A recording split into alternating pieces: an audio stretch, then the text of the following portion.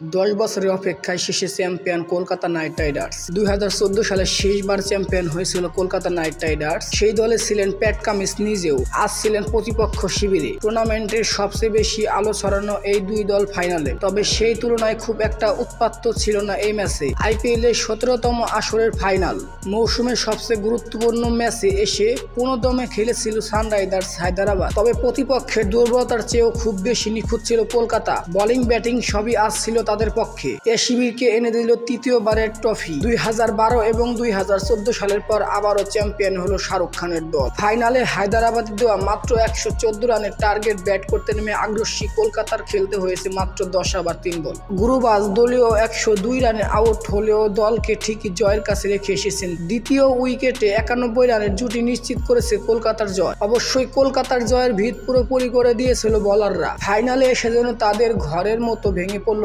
Sunrisers Hyderabad. পুরো আসরে নিজেদের ব্যাটিং দিয়ে প্রতিপক্ষ বোলারদের হালনাত করেছিলেন তারা। আর আজ দেখতে হলো এদের একেবারে উল্টা পাল্টা চিত্র।